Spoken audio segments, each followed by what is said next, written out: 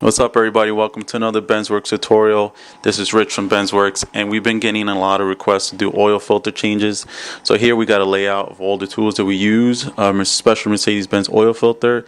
And here as well we have like almost a must-have tool if you like to do oil changes at your house, save yourself some money. It's a product from Vac. It's pretty cool. It just uses a hand pump device, and I'm gonna show you how to use it. When you first buy it, you take it out the box, and then it tells you on that label there to tighten the top screws, because there's a seal there and you want it to be tight so you get nice vacuum to suck up the oil. So what you want to do is get this little coupler here, and you stick it on there, and then there's like this rubber grommet here. You put that on there, and then in the kit comes 3 hoses. You want to start out with the thicker one, and then you place it in there. It's going to pretty much stop.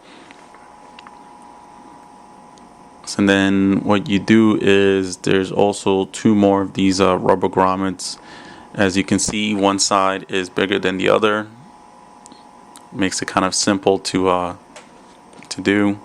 So I place it in there, and then the last 2 hoses, I like to use the thicker one because it allows more of the oil to come through a lot faster.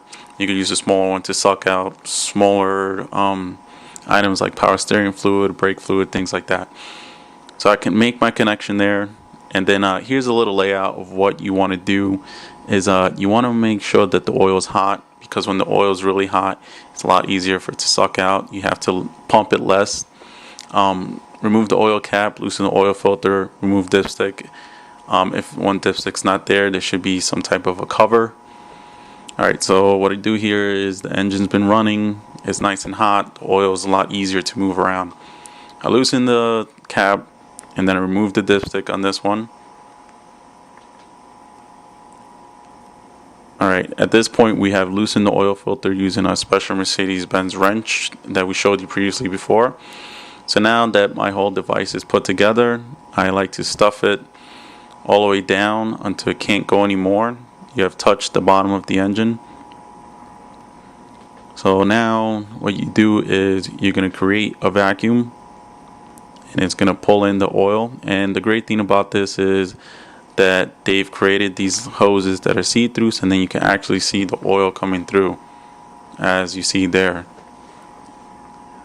This engine was kind of cold, so the oil is moving kind of slow, but that's why you want to make sure that it's nice and hot when you do it.